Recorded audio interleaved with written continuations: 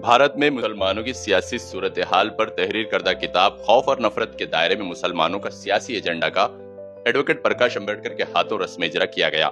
वंचित बहुजन आघाड़ी के लीडर फारूक अहमद की तहरीर करदा इस किताब में मुसलमानों की सियासत का माजी, हाल और मुस्तकबिल पर तफसीली रोशनी डाली गई है।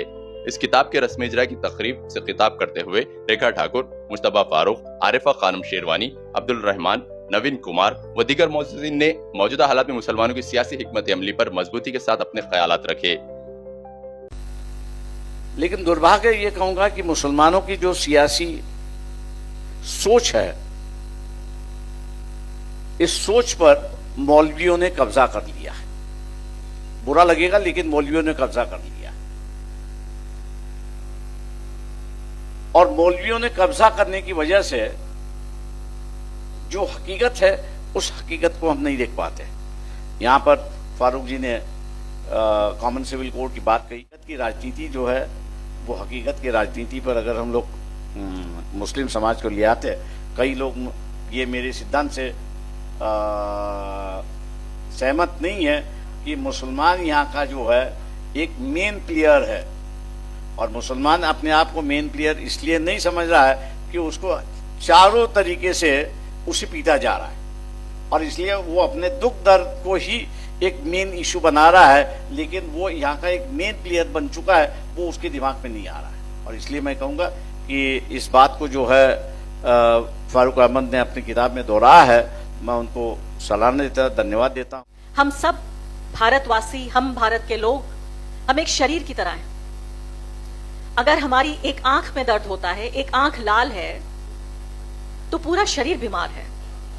अगर आपको जुकाम हो जाता है तो क्या आपको लगता है कि सिर्फ मुझे इतने हिस्से में गड़बड़ी है, इतने हिस्से में समस्या हो रही है, या मुझे बताइए कि पूरा शरीर आपका बीमार महसूस करता है? ये ठीक उसी तरीके से है। जब तक दलित, आदिवासी, पिछड़ों की, दलितों की, मजदूरों की, किसानों की, महिलाओं की, इन सब की मुक्ति नहीं होगी, इन सबको अधिकार नहीं मिलेंगे। और यकीन जानिए, इनको अधिकार दिलाने वाले ना हरे वाले हैं, ना भगवा वाले हैं। और अफसोस की बात यह है कि जो तिरंगे वाले हैं वो अदृश्य हैं। तो मुझे लगता है कि दीन इस्लाम ने हमेशा हमें मजलूमीन के साथ खड़े रहने की जिम्मेदारी दी है, मजलूमों के साथ इत्तेहाद करने की जिम्मेदारी दी है, मजलूमों के लिए लड़ने की हिदायत दी है। अगर हम उस बुनियाद के ऊपर आ जाएंगे तो मुझे लगता है कि इससे अच्छा तजुर्बा और कुछ नहीं हो सकता। और इस देश के अंदर मजलूमीन तबका और मजलूमीन से मुजाहिदीन का सफर तय करने वाला तबका, यानी पीड़ित से लेकर लड़ाऊ तक का संघर्ष करने वाला अगर कोई समाज घटक है तो वह अम्बेडकरवादी समाज है। और ये अम्बेडकरवादी समाज को साथ लिए बिना आप इस देश के अंदर की रुकावटों को, जिस तरीके से बाबा साहब ने समझ के जो मंत्र दिए हैं, वो मंत्र जिन जिन के पास है, वो सब अम्बेडकरवादी समाज को साथ लिए बिना हम इस लड़ाई को नहीं लड़ सकते। निकलना चाहिए, तभी जाकर उसमें कोई स्थायित्व होगा। अगर हम में से कोई भी, चाहे हम किसी भी धर्म को मानते हैं, अगर रिलीजियस सॉल्यूशन की तरफ बढ़ेंगे तो हम अपनी गुलामी को और आगे बढ़ा देंगे।